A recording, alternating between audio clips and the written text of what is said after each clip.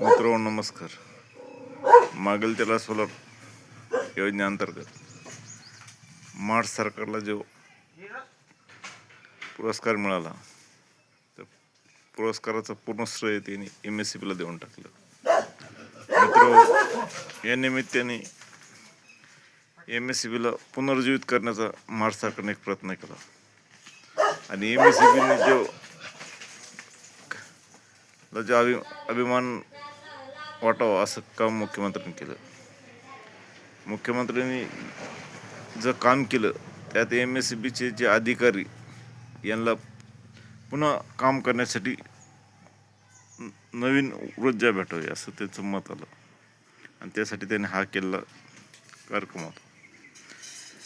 MSCBच्या आणि पोलिसाचं जर महाराष्ट्रातला कुठल्या बी एखाद्या व्यक्तीला विचारलं तुम्हाला MSCBबद्दल काय वाटतं आणि त्याच्या कर्मचाऱ्याबद्दल काय वाटतं, त्यावेळेस लोकांच्या नकारात्मक भूमिका लक्षात येतात. जशा पोलिसाच्या फक्त कशामुळं यांचा जो भ्रष्टाचार होता पैसे घेण्याचा कार्यक्रम, त्याच्यामुळं तो सर्वात जास्ती MSCBचे आणि पोलीसवाल्याचे महाराष्ट्रातले हे बदनाम आहे.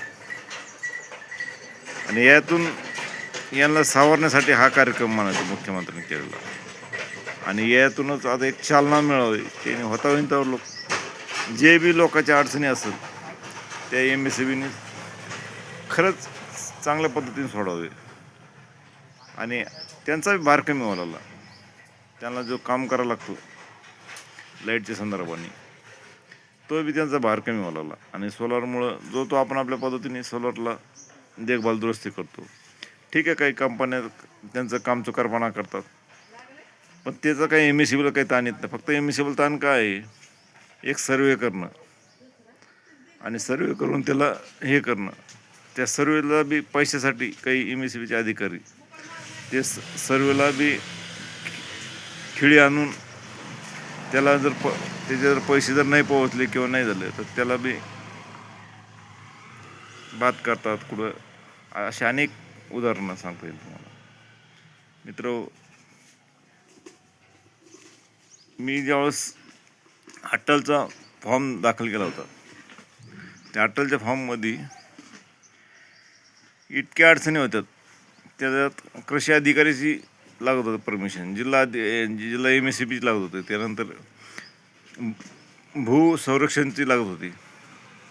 मित्र, त्यावेळेस जे कृषी तालुका अधिकारीची लागत होती त्यावेळेस तालुका कृषी अधिकारी हे असे होते ते सह्याच करीत नव्हते. शेवटच्या टप्प्या लोक सह्या नाही केला त्यांनी. ज्यावेळेस त्यांना नाईलाजाने लोकांचे फॉर्म बाद व्हावं लागले त्यावेळेस कृषी अधिकाऱ्याला आमदाराच्या एका कार्यकर्त्यामार्फत फोन लावून त्याला अंबड आणि घनसावंगी तालुक्यातल्या सह्या करायला लावल्या आणि त्यावेळेस अटलची जे योजनेतले काही मोजके लोक आले ते आले. नाही तर तुम्हाला सांगतो त्या कृषी अधिकाऱ्यामुळं अटलचे सुद्धा फॉर्म रद्द होत होते आणि कालांतराने ते कृषी अधिकारी हे यांचे सर्व भूमापन यांचे सर्वचे मुख्यमंत्र्यांनी हे काढून टाकले. तसंच MSCBचा आज बी सोलारमध्ये काहीच रोल नाही, तरी बी MSCBला आज त्यांच्या नावावर हा जो पुरस्कार दिला आणि त्यांचा रोलच काय आहे, फक्त त्यांच्या खात्यावर पैसे जाणं आणि काय असतं फॉर्म भरणारे लोक आपले विहीर बोर काय असेल ते टाकतात आणि त्यात ते मंजूर होतं आणि त्यात बी यांच्या चिरीमिरीसाठी भांडणं होतात आणि लोकांचे फॉर्म गहाळ केले जातात किंवा रद्द केले जातात. मित्रो, मी नगर जिल्ह्यातलं उदाहरण सांगतो. नगर जिल्ह्यातले असे काही फॉर्म आहे की त्या नगर जिल्ह्यातले फॉर्म फक्त MSCBच्या कर्मचाऱ्यामुळं हे झाले आणि शासनाचे त्यांना MSCBला काय घरून द्यायचं नाही, काही शासन द्यायला लागलं तरी बी त्यात पापाचे वाटेकरी झाले. याच्यामुळं माझं ते एक म्हणणं आहे, आता तुम्हाला एवढा मोठा पुरस्कार भेटला, हे भेटला, आपण आता पापाचे वाटेकरी न होता मागेल त्याला सोलारची योजनेसाठी शेतकऱ्यासाठी मदत करावी, एवढंच माझं मत आहे. पहा जमलं तर आणि होता होईन त्यावर तुमचा बी भार कमी होईल, कारण की जो तो आपण आपली देखभाल करतो आणि लक्ष देतो. एवढं साठी हा व्हिडिओ केला होता. पटलं